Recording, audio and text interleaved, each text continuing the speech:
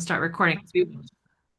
Thank you. Thank you. Well, thank you all for being here today. I'm Vicki Palmer, AURP CEO, and delighted to have you all here, talking with Russ Zarras from Fraunhofer USA and Brian Darmody with AURP. AURP is a nonprofit membership organization based in Tucson, Arizona. We have offices in College Park, Maryland, at the University of Maryland College Park. And we also have an office, a satellite office in California. So we're happy to have you all here as we talk about Fraunhofer's initiatives and their carbon initiatives program. So Russ and Brian, I'm going to turn it over to you. Great. So welcome. I'm again Brian Darmody, Chief Strategy Officer for AURP. Um, as Vicki said, I'm in College Park, Maryland. And a quick background of how I got involved with Fraunhofer. Russ was probably in elementary school because I just completed my 15th year on the Fraunhofer USA board. And we'll let Russ sort of go over that. But my involvement with Fraunhofer was there was a professor at the University of Maryland who did computer science, and I was actually a government affairs person. And he said, "Hey, Brian, there's this entity from Germany that wants to open a lab in Maryland and on software engineering. And what should we do?" And I said, "Well, I'm going to have to turn this over to whoever at the university really does that." And I found out there was no one. So I took it on to sort of get involved. And then Russ can talk about this. These institutes the ones in the US have to have support from the state. And so I had to go to the state of Maryland and get our governor involved and our Secretary of Commerce. So anyway, Fraunhofer then leased some space in the University of Maryland Innovation District. And that's how I got involved. And I got put on the Fraunhofer board. And it's been a great ride. It really exposed me to what Fraunhofer is and its amazing footprint in the EU and also in the US. And I'm old enough to remember under the Obama administration, there were many times when they said, "We need to bring manufacturing, we need a Fraunhofer model." And I was the one person who could answer what the Fraunhofer model was in the US. And under the current administration, obviously, they're very interested in manufacturing and reshoring technology here in the US. So it's been a great ride. And with that, I'm going to turn this over to Russ so he can give an overview of first what Fraunhofer is in Germany and the EU, and then Fraunhofer USA and the particular initiative in carbon sequestration. So, oh, and by the way, Russ is on the AURP board. We thank him for that.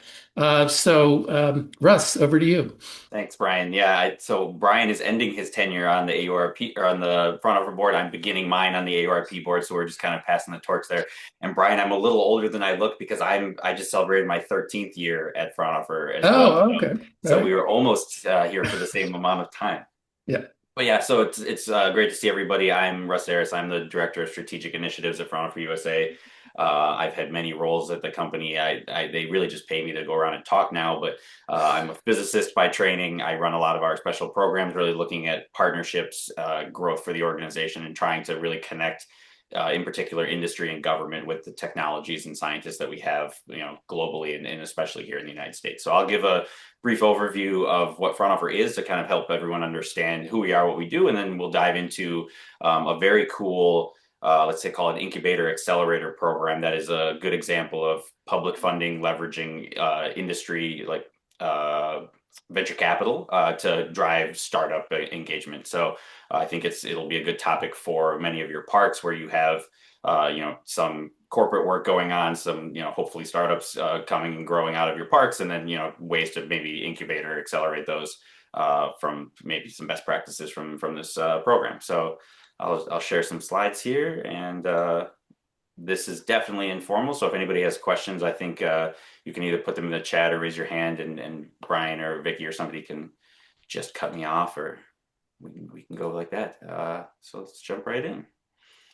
Let's see here. This should work. I apologize. I'm usually a Teams guy, but we're on Zoom today. Can everybody see that good, Brian? Yeah. All right, perfect. So I'll start at the very beginning because it's unless you're a scientist or you paid attention in high school physics, we're named after this guy. So it's Joseph von Fraunhofer, famous German scientist, and this idea for an applied research organization or something that kind of could bridge the gap between university and industry came about at the end of World War II in Germany with the idea of expanding German research infrastructure to kind of help reinvigorate the economy. And it's named after Joseph because he kind of was a somewhat unique or unconventional scientist of the time. He was doing research on basically studying stars, right? Taking spectrums of stars. You can see one on the bottom of the slide here. And then there's these black lines that correlate to like what elements make up that star, that we call them Fraunhofer lines nowadays. That's how you know you've made it in the science world when they name something after you, and hundreds of years later, they still name it at, they still call it that. Which is very cool.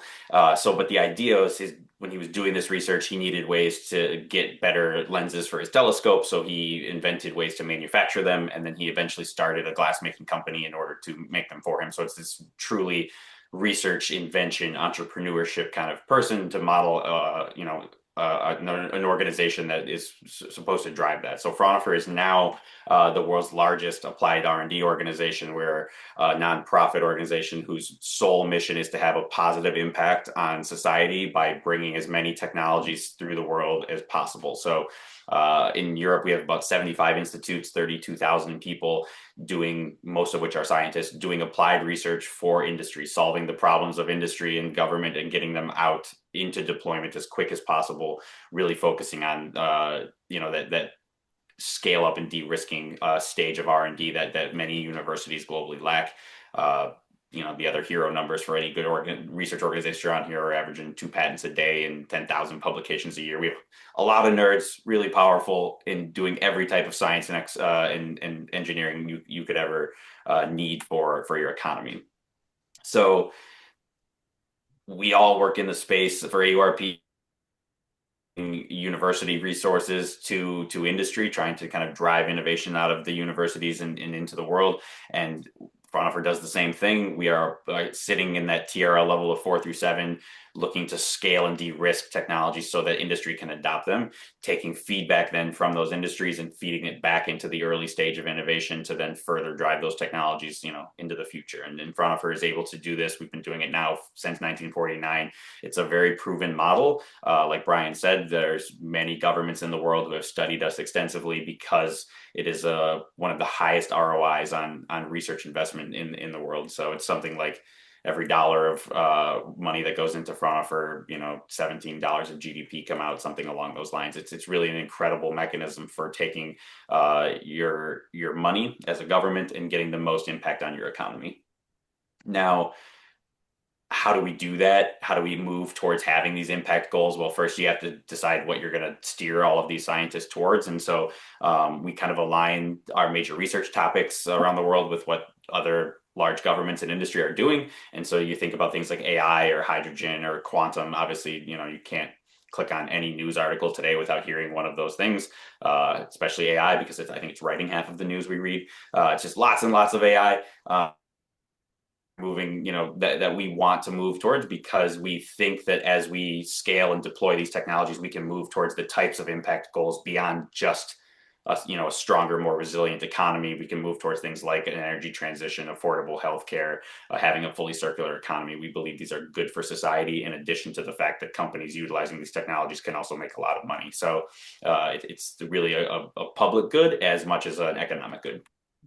Now, once you have all those nerds and you're steering them towards some science, you got to start putting them into facilities and just finding what they do. So every Fraunhofer facility on Earth falls into one of these groups. These are our main groups. And so we have facilities all over the world. I'll show a map in a minute, but basically every facility is part of at least one university and has a core competence. And then we apply these different scientists and these different expertise to as many industry problems as we can. Most people don't know Fraunhofer, and again, that's okay. That's by design. We want companies to take the technology we develop with or for them and really profit off of it. But there's a few things over the years that we've done that have gained us quite a bit of notoriety. The most famous being MP3 files. So you really wouldn't have digital music without us. So MP3, MP4, Apple with the AAC file with us. So all of you have probably listened to something today with that. We also did H.264 compression, which allows for streaming video. But beyond just the digital media, there's things like cancer treatments and solar cells and traditional like legacy style manufacturing technologies, pressing, stamping, forging. You're every day encountering products that are being made with Fraunhofer processes and technologies. And again, you're just not usually going to see our name attached to it, and that's okay as long as those companies are benefiting from it. We have activity now in about 80 countries, and again, pretty much everywhere in the world where major R&D initiatives are happening, especially with large industry. That's where we are. The core of our activity is in Europe, especially Germany. But the largest group outside of Germany is the United States. That's where I work for Fraunhofer USA. So we have centers, 3 large research centers: the Midwest Center at Michigan State, the Center for Manufacturing Innovation at Boston University, and the Center Mid-Atlantic at the University of Maryland, which Brian mentioned. We also have a partnership with the South Carolinian government, where companies can basically get half of any project paid for by the South Carolina government with us. I'm exploring that in other states. So if you have interest in learning more about that, I'd love to chat offline. And then we have an office in California, again, handling some of those digital media technologies. If Netflix needs something, you got to have an office nearby. They can't handle the time change to Germany. You gotta be ready to go with whatever the latest and greatest. I think there's a new season of Squid Games or something, right? We have to make sure the audio is ready. So what do these facilities look like? And Russ, yeah. just to jump in, I think we talked about this at AURP. You oversee the Canadian operations as well? So we do not. Oh, okay. Fraunhofer, there are some Fraunhofer activities in Canada. Fraunhofer USA is not like legally responsible for them, let's put it that way.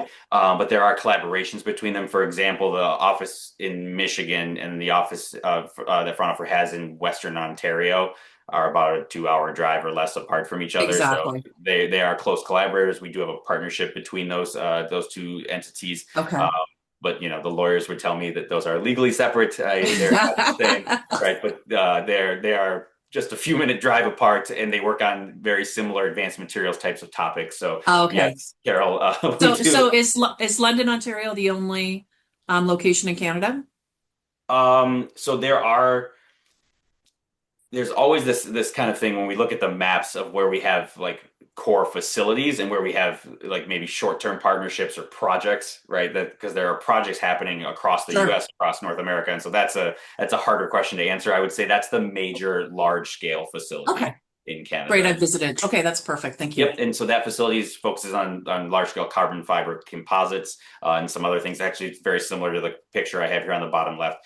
So these are examples of our laboratories. And this is, again, something that you wouldn't typically see at a usual university or research park setting, right? These are truly industrial scale facilities, but they're designed to do research, right? So in the picture in the bottom left, that's a fuselage for, an Airbus, a full plane, and you don't put that in a university lab, but we do, because if you want to do the research industry is looking for, you have to be able to truly scale and show off that technology. The same with the wind turbine blade. If any of you have a facility in your research park where you can do a full wind turbine blade research in there, I'd love to learn about it, because I'm trying to get a better understanding of the different facilities around the US. But we are always open for partners that want to do research at this scale, because this is what industry is looking for. Here's 2 examples of some of our activities in the US. These are 2 of our labs in Michigan, and you'll see a very similar thing, right? Very industrial, very, very ready to develop and transfer technologies into industry. So what are we doing in these labs? That's usually a common question, and a lot. So that the lab that was just on the previous slide, I think they did 150 projects this year for industry. So it's a little bit of everything from simple problem solving to long-term, research development for new products and for new solutions for the clients. So at our core, the most common type of engagement is contract R&D, right? Companies and governments pay us to do R&D. That's easy. We work a lot with especially small or medium-sized enterprises on going after joint government funding. We have a lot of experienced scientists, PIs, who can write and win proposals. And then the kind of final feather in our cap is we have a large collection of scientists with pretty good respect across industries, and we can do evaluations. We can do independent validation and verification, scale-up studies, techno-economic analyses, the types of things that especially startups are looking for to justify their technologies for value chain partners or for investors. And so these are things that we can also leverage the teams and capabilities that we have to do. So I like to always highlight the kind of one of our additional core missions, and that's getting the people ready for these technologies. It's great if you can invent things, but you have to have a workforce for it, and you have to have a people ready to actually use these technologies in industry. And so we obviously have the 30,000+ people working for us, and so they're the core of our knowledge development and transfer of that technology into the industry, and especially in the U.S. But another major part of that is the role that we play with universities on developing students for this type of thing. So we have many intern programs. We have partnership with the U.S. State Department where we can issue visas to bring scholars from other countries here. There's a lot of things we can do to develop workforce. And so we put together, a map like this. This is just out of our one office in Michigan where we can see the last couple of years where some of our interns have gone. And so they've spent time working with us on different industry projects as they were college students. And then they were basically transitioned right into the workforce, ready to go on technologies, which these companies are then adopting. So they're getting to see these technologies from their inception and then actually going to get jobs in industry on those technologies. So we're very proud of the role that we can play in getting the workforce as ready for these technologies as we are as developing the technologies. So I'll close the kind of Fraunhofer intro on this, and that's, does it work? And I can always say that it does, and there's obviously the decades and decades of examples, but I really like this quote here. And so this is from a study that was done in 2018, but the finding was in the year after a Fraunhofer interaction, companies experienced a 9% increase in sale and a 7% increase in employment. And that those are the types of tangible benefits we see from doing applied research directly for industry, not as a membership model, not as some giant consortium, but from an industry partner being able to say, here's a problem I have that will allow me to increase my productivity and to increase my workforce. And those are the types of things that we really want to continue to do as Fraunhofer. And we think that if we keep doing, we'll have that positive impact on society that we're looking for. So before I jump into the carbontech program and the accelerator there, if anyone has any questions about Fraunhofer, I'm happy to answer them. Russ, one thing I think people might be interested in is, what's the relationship of Fraunhofer USA versus Mother Fraunhofer? And are you guys considered an entity, a domestic US entity? And get in a little bit into that. Sure. Yeah. So Fraunhofer USA is a legally independent entity. We are a US-based company, have been here since 1994. And so we are able to do defense. We are a large defense contractor. We have a lot of projects in that.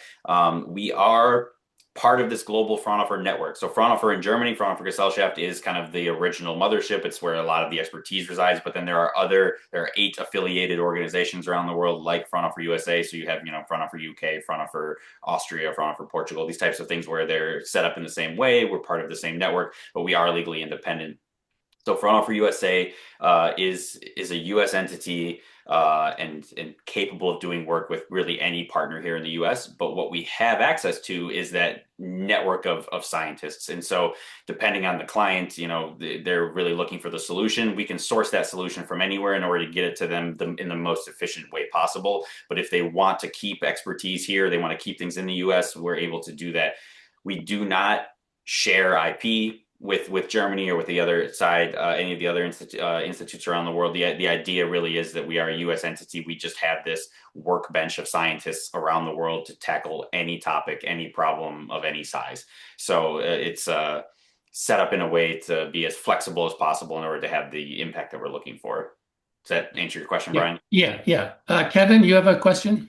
Yeah, thanks. It was great overview. Thanks, Russ. I am curious about what it looks like, the partnership with the host institution or the nearby institution. So Michigan State's a good example. Like Michigan State has not a great track record in terms of industry-sponsored research funding, but also Fraunhofer sitting right there with all these assets. And so I'm just wondering, what's the relationship like between them?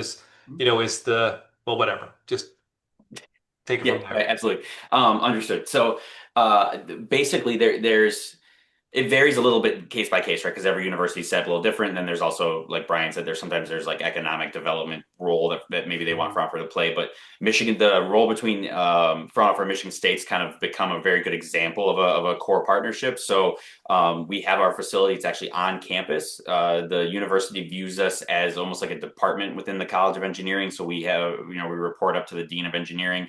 The director of the center is a faculty member. The R&D director of the center is a faculty member. There's about a dozen or so faculty members that are assigned to the center. We just signed another collaboration agreement with the university to add, almost double the number of professors working in the facility. So these are professors then who now get access to our staff, our facilities, and our relationship with industry to kind of foster that applied research initiative. And then it also helps with, giving grad students access to the projects as well, which, is important to that workforce piece. And so we look at it as a kind of a shared risk, shared reward thing, right? Both sides put something in, both sides get something out. That does vary a little bit case by case, institution by institution. But the idea really is, what can we develop together to make sure that there's that early stage pipeline, which is the true role of the university, and then scaling and de-risking that technology for industry. I would say that Michigan State is very good or very bad at industry partnerships. I think they're pretty average for a university, which it specializes in, they're one of the number one nuclear physics programs in the world, but it's kind of hard to take particle accelerators and translate that to industry. So it's one of these things where they're always looking for more industry partnerships. And I think all of us who work with universities know every university wants that right now, especially in people managing research parks. It's great if you can get industry interest. And so what can you build that will bring them and keep them coming back beyond just your hey, pay a professor to do a research project, or do some recruiting on campus. And so having us as a workbench on campus is extremely important for Michigan State. And then obviously the access to the larger network, especially if you want your faculty to go after these bigger win type of funding initiatives, because every university will sell you that they're the best ever at every single research topic, but nobody is, even Fraunhofer isn't. And so the idea that you can say, hey, what our team is really lacking in order to win this proposal is, some AI experts or something like that. And we can always go source those through the local Fraunhofer office. So there's a great strength in that. Yeah, and I would echo what Russ said. It does vary a lot on the institution, because at the University of Maryland, the PI or the Fraunhofer person is a professor, but we have a very stringent conflict of interest. And I used to be chairman of the committee, and so I would always figure out a way to get Fraunhofer involved. But yeah, I mean, it's like, oh, this is a conflict. We're giving money to Fraunhofer. Well, I used to say, well, isn't that the point? That's why they're here. I mean, so it's a bit of a struggle, the conflict of interest issues. But just one last question, Rob. So like in South Carolina, it's really the South Carolina Department of Commerce who's your kind of partner. It's not really the universities. Can you talk a little bit about that? Yeah, sure. So going back to 2019, we have a program we call the Alliance in South Carolina, and it's an alliance between the state of South Carolina and Fraunhofer. And the idea is that they want companies in the state to be able to get access to cutting edge technologies in order to expand. And they also want to use us, Fraunhofer, as a mechanism to attract new businesses to their state, to build facilities, especially around manufacturing. So any company in the state of South Carolina that wants to do a project with us, the state will pay for half if that project allows them to upskill their workforce, develop new products, or in the future expand. There's a bunch of other criteria, but at its core, that's what it is. And so they provide millions of dollars in funding every year for these types of projects. We do run every single project that we do in South Carolina via that program through the local universities in order to get them better at engaging with industry. This was a problem the state saw. They wanted to see more South Carolina universities engaging with industry, and so we can help facilitate that. And it also, again, gives students access to these types of programs.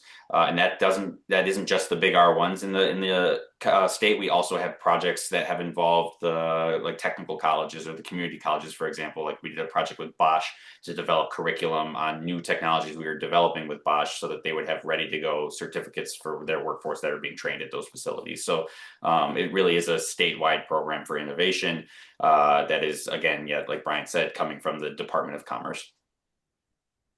All right. Any last questions before Russ gets into the details on his carbon project? All right. Go ahead, Cool. Russ. So the Carbon to Value Initiative is a very interesting program that we run. That's really kind of a startup accelerator on steroids. So we have historically ran a program called Tech Bridge, which was where, maybe one or two Fortune 500 companies come to Fraunhofer seeking to meet startups. So they say, hey, Russ, I'm Toyota or I'm Shell. I want to meet the best biofuel startup in the world. Can you find me them?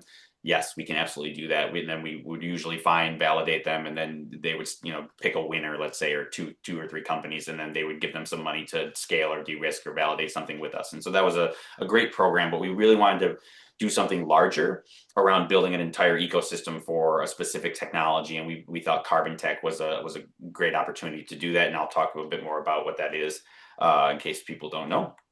But let's talk about C2V. So the Carbon to Value Initiative is a multi-stakeholder open innovation program to catalyze carbon-tech, really to drive ecosystem building across the value chain, and then to foster partnerships between startups and large corporates. So the corporates sit on what we now call the Carbon-Tech Leadership Council. So these are the corporates that pay in for the program and help fund it. We have a number of them. I'll show them in a minute. And some of them have been around since year one. We are now in the 5th year of this program, and we also have some that have come and gone. So this is a continually growing and kind of changing group that is trying to, find ways to grow their particular interest in carbon tech for their industry, and also to connect with each other as well. So this program is managed by 3 parties. So Fraunhofer USA, and then 2 longtime collaborators of Fraunhofer USA, the Urban Future Lab at NYU and Greentown Labs. So Urban Future Lab is New York City's largest climate tech innovation hub, and they are running a lot of what you would consider your typical kind of incubator accelerator programs, especially on clean energy programs. And then you have Greentown Labs. Greentown Labs is the largest climate tech incubator in North America. They have 2 facilities, one in Boston and one in Houston. They have like 600 startups on their membership right now. They have over 400 companies who have fully incubated at their facilities and have raised over $2 billion. They're a great partner for this, especially when it comes to the types of programming that we want to have for a program like C2V. So I won't bury the lead. We've run this program now. We just launched year 5, but in the first 4 years of the program, we've done pretty well. So we've put 35 startups through this 6-month accelerator program, and that's led to over $600 million in funding for those startups, which makes it one of the most successful accelerator programs on earth, let alone for a topic which to many people is pretty niche, right? The idea of taking CO2 and turning it into something valuable. And so this is exactly what we set out to do, which was to find the best of the best startups in this field, connect them to resources in whether that be corporates or investors, and help them scale and move towards actual deployment of their technologies. And I think we've done very well at that. We're quite proud of it. And so we will continue doing that. Now, how are we doing that? This started as a program which was, again, partially corporate funded and partially publicly funded. So in the first 4 years of the program, we had government entities, the US DOE, the Canadian Consulate, and the state of New York funding this program. All 3 of those funding sources have dried up at the moment for year 5. So we are still funded by the corporates, and the program is still going strong and healthy. And so we have every year a focus on having a pretty robust variety of industries and partners on the CLC, the Leadership Council, because we want to show the different points of the value chain where these carbon tech technologies can really fit in, right? So whether that's in your energy space, with Shell or Total right now looking at really ways to sequester carbon out of industrial processing, or your GORE, right, making everybody's all the advanced materials that go into some heavy industry, but also into clothing and things like that. So there's a lot of opportunities there or your specialty chemical companies. There's a lot of, let's say, unutilized carbon in the processing of most chemicals that go into everything. And so there's always a great interest in chemical production and CO2. So what is carbon tech, right? Why are we doing this? Carbon tech is basically the use or production of commercial products that are made with CO2. And that CO2 can be captured from industrial point sources or directly from the air or the ocean. Basically, we're taking CO2 out of something and turning it into something. So we all hear about this concept of, hey, we want to take as much CO2 and like bury it back into the earth. And that's great for climate tech or climate change. What we really want to see is, are there ways to do this and also make a bunch of money, and also have, some of that be longer term storage? And you need both, in my opinion, if you want this industry to grow and be healthy. It can't just purely be focused on, the environmental angle. Having an economy built around this will help kind of grow these technologies longer term. And there absolutely is a market for this. It's estimated to be at over $1 trillion in the US alone and 6 trillion globally.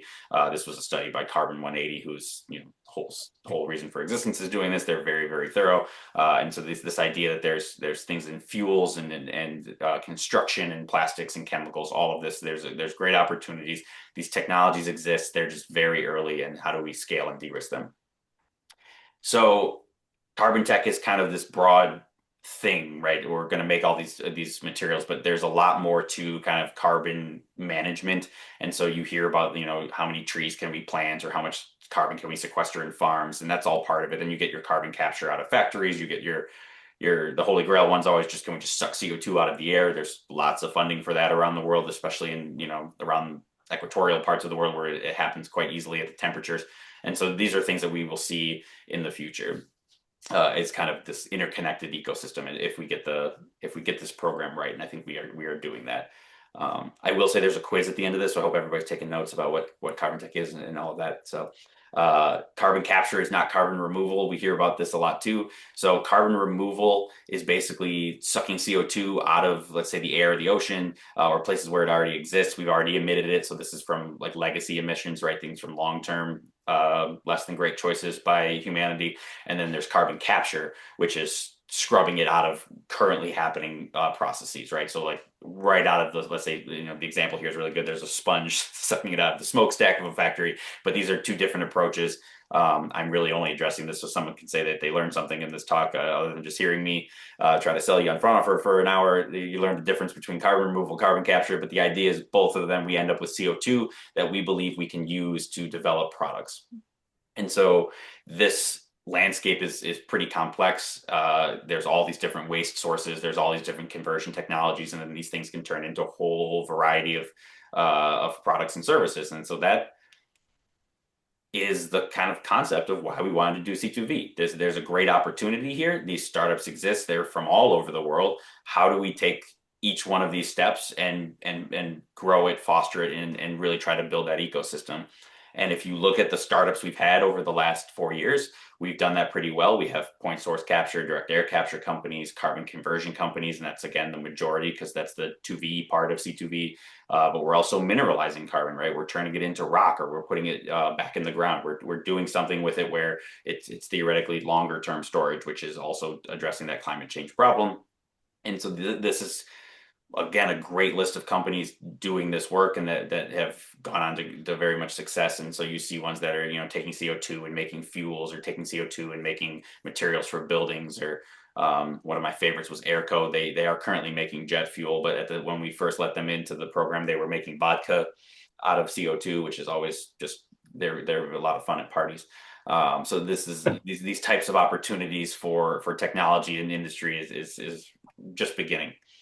So let's now pivot a little bit and talk about what the program actually is, or how it works, because theoretically I've sold you on that we've done it well. So this is how it's structured.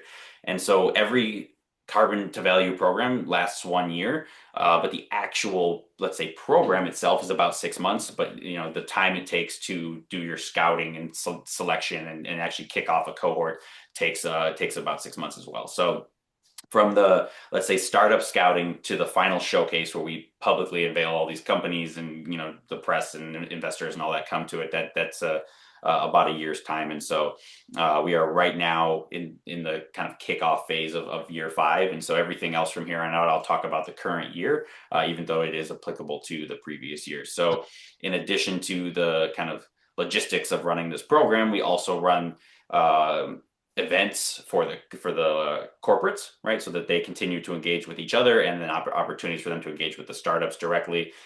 It turns out if you just lock a bunch of corporates in a room with a bunch of startups, so eventually some partnerships fall out. So we've done that pretty well over the last few years. And we start this whole process by deciding what technologies are we going to look for.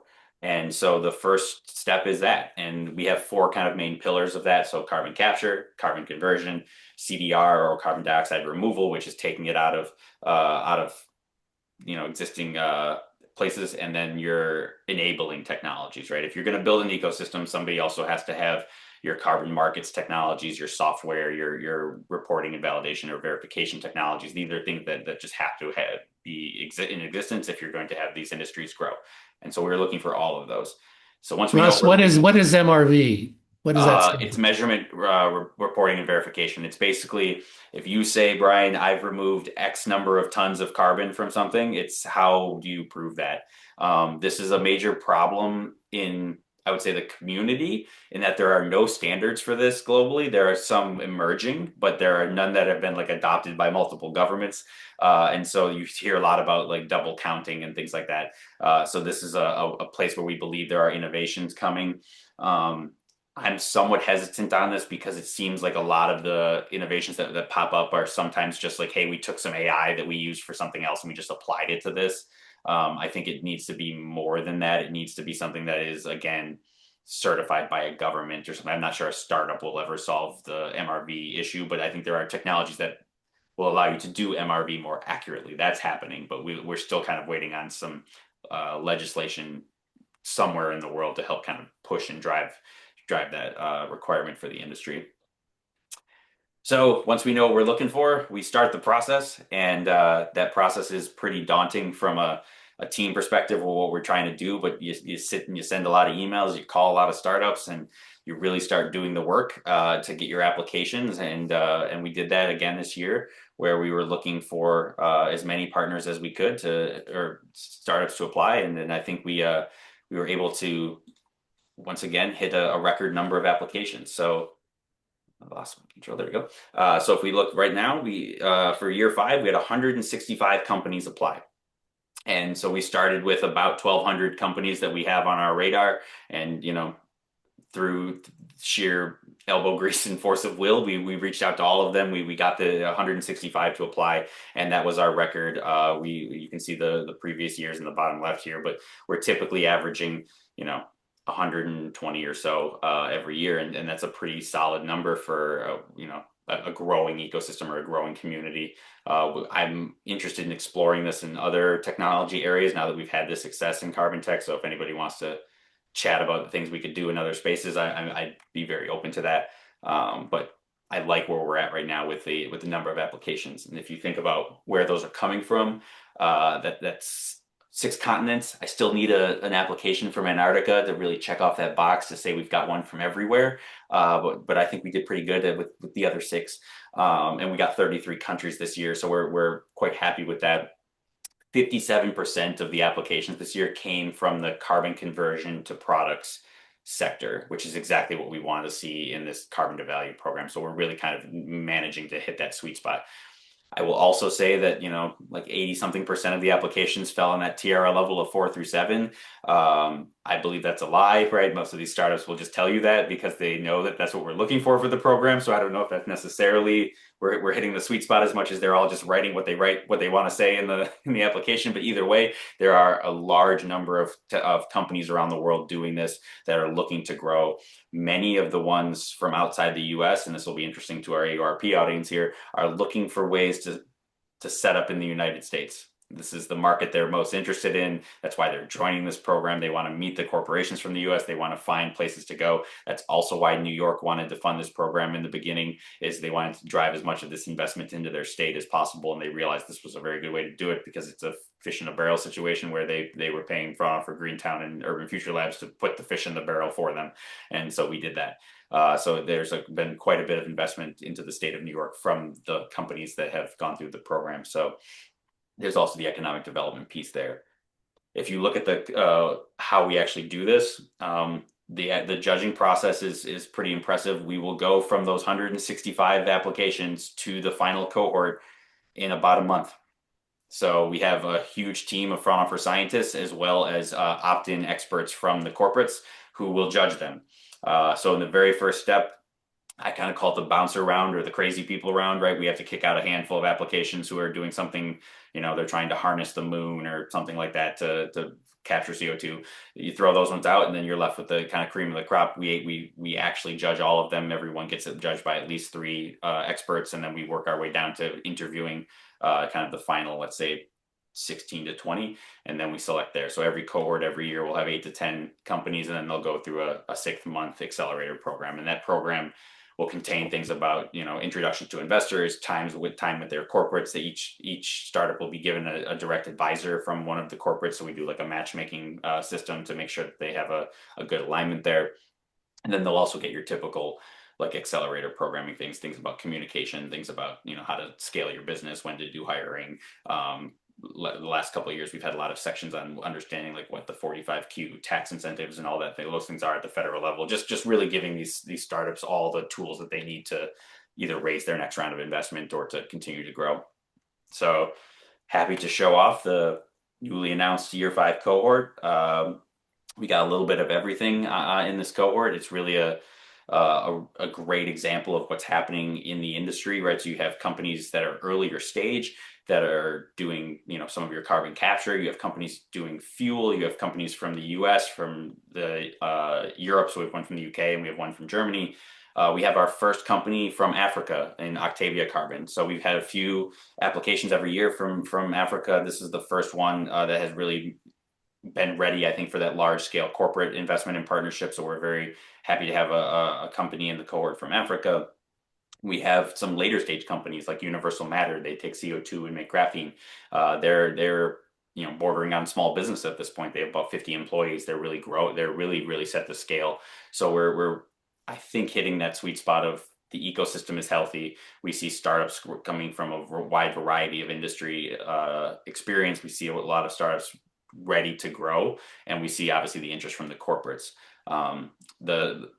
The one, I don't know how to describe their logo, the 2 circles, the colored ones, that's Light One. They are a company who makes colorants and dyes out of CO2 for beauty products, for fashion. So they're looking to kind of replace the dyes that go into your clothing. They're working with a bunch of high-end luxury brands on doing this. And so it's a very cool technology. It's a little bit earlier stage, but it's not your traditional, hey, we're turning CO2 into like ethanol or we're turning it into chemicals. They're actually doing it in a bioreactor. So they can make these kind of, I'm not a biologist by any means, but they essentially grow bioorganisms that produce color. And so they can do this in a very special way to produce almost any color to match existing luxury brand colors palettes, or to create new ones in a much more sustainable way that also leverages this, the use of CO2. So there's a lot of very cool technology in this new cohort. Now, normally this would be where I say, and look what this cohort has done, but we just kicked off this cohort 2 weeks ago. So I don't have a ton of let's see what they will do. So I'll highlight some, let's say, previous big wins from the past couple of years, and maybe I'll do a follow up in the future about what this new cohort has done. But we've obviously had great success with the teams, and so you see here, the $150 million partnership between Carbon Free and Fluor to work off the U.S. Steel, or the work in the U.S. Steel plant. Then the air company partnership, the carbon upcycling. There's just so many of these kind of great little examples of these startups finding ways to engage with their corporate partners or with new investors because of what they did in this program. So this program has been very successful. I think it's a good model for how to structure corporate engagement with startups. You could do it in an industry like carbontech. You could try to do it regionally if you have the right corporate partners. I think there's a lot of ways to take a structure of a program like this and apply it to your research parks, or to just even the thinking around how to structure it and set it up. And I'd be happy to continue that conversation with everyone. So I always want to thank the team who runs this, because I by no means am doing this by myself. So this is just a small section of the people who help with all this. So these are the other program directors from Greentown and Urban Future Lab, as well as some of the people like Dominic and Jess who are dealing with these startups every single day as the program goes. And so I don't think they're on this call right now, but I still want to thank them because the effort is always incredible. And with that, I'll take questions if there are any. And if not, I have a quiz I can give people, Brian, if you want.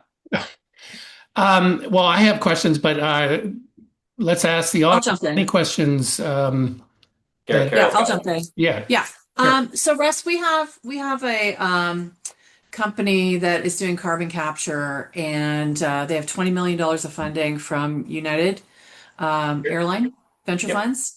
Yep. So what are the dollars that are available to these companies that are in the pre-scaling but close to scaling um, stage? So it depends.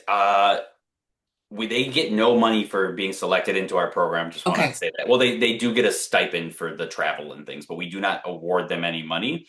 Okay. The kind of award is that you get locked in the room with the CTO or head of venture for these corporates, right? In a way that you would never be able to do, and that you're going to spend 6 months working on a deliverable between your company and the corporate. Um, Most of the companies that are selected for the cohorts are seed funded.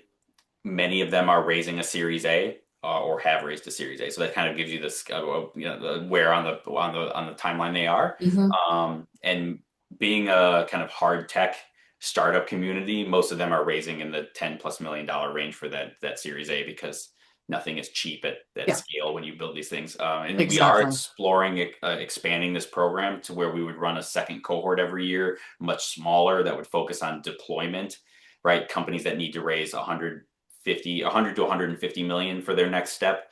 Um, that is the hope, at least, that we can grow the program to do that. That's a much smaller pool of companies, and they'll have very different problems than a seed stage company who wants to raise a Series A. Right, so trying to get a $200 Yeah, million thing off the ground is a very different program. But we are exploring that right now with some partners to see if there's a way to do that, or if maybe we wait a few more years and kind of continue to let the ecosystem play itself out. Like sure. it's hard to know when we put our finger on the scale or not there. So is this, is this a bit of fairy dust as well? And luck of having the right corporations in the room, and having startups that interest them for how they want to move innovation forward. Because to me, it So sounds like they're getting assigned um, a deliverable. so they work on that deliverable together. Okay. So we basically, again, we say, hey, we give them kind of the mechanism that we think they should do it. We give them examples of how to do it. In fact, we just Oh, gave each of great. them like a 2 hour presentation of how to work with Okay. startups and corporates, how to work with or the startups, how to work with corporates. We do all that. Um, we are There's some Like luck. matching up, that core innovation Yep. that's happening in the startup I with would the say that larger that's more corporations. on the team's ability to be somewhat picky about who those companies are, who the corporates are, right? Okay. We don't just take any corporate. In fact, we've said no to one or two over the years because we don't think they're actually looking for something that these startups are ready to offer. Okay. And that's where the relationship that Fraunhofer has with large corporates, with Greentown and UFL have with large corporates to really do that alignment. But there are companies that come and go. So we had BASF for 2 years. They were very good. They were very Sure. happy. They got what they wanted out of the program, and they've moved on. Yeah. Same with Unilever, Anheuser-Busch.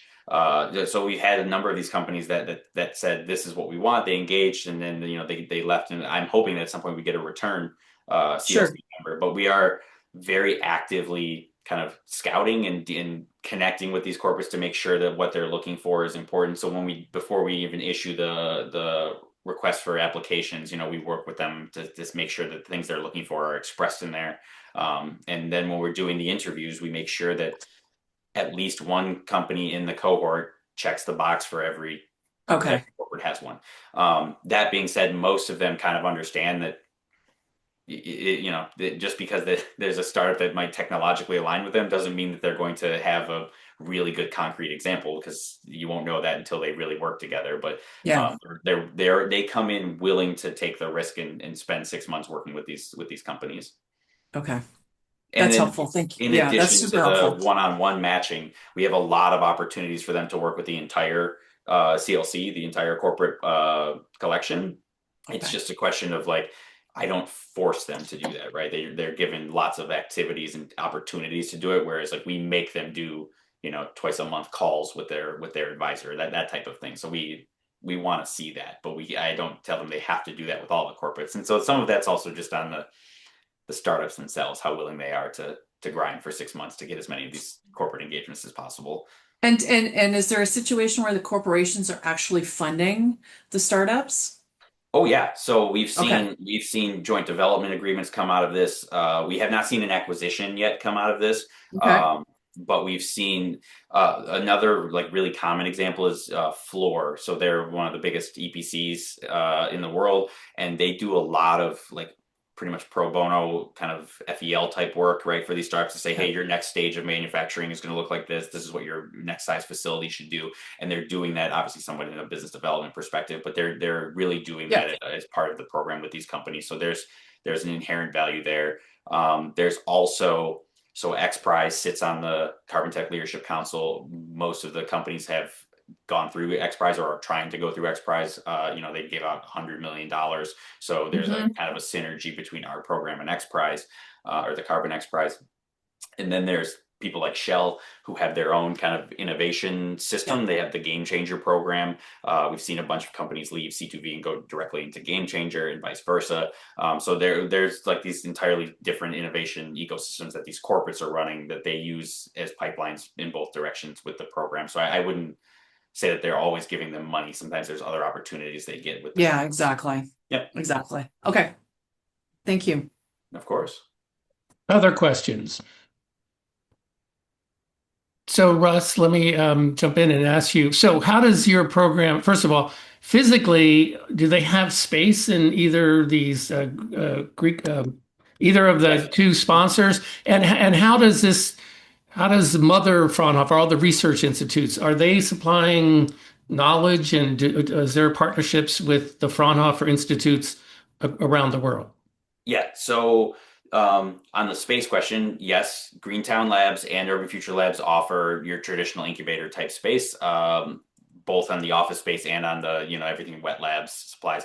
Greentown offers so Greentown is not open to anyone. You have to apply to be a member of Greentown and be accepted and to be a member of Greentown. And if you're accepted, you get over $1 million in support through services, lab stuff. They get free legal counsel, marketing guidance, things like that. So every company that gets accepted into our cohort is granted a membership into Greentown Lab. So they get that. Same with Urban Future Lab.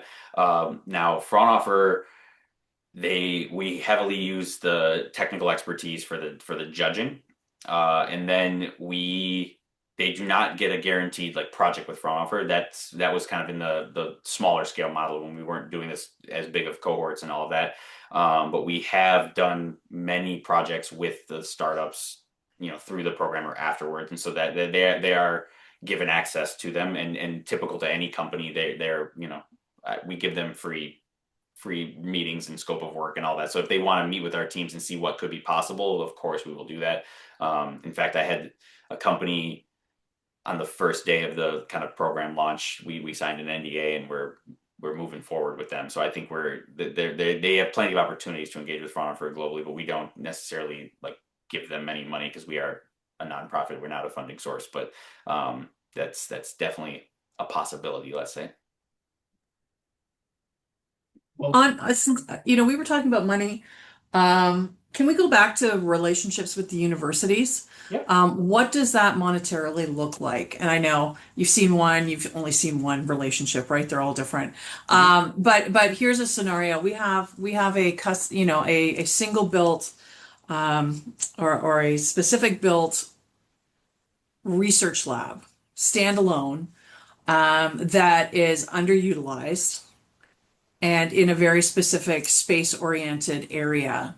Is there an opportunity for us to partner with Fraunhofer to, collaboratively use that and bring in industry partners that would be interested?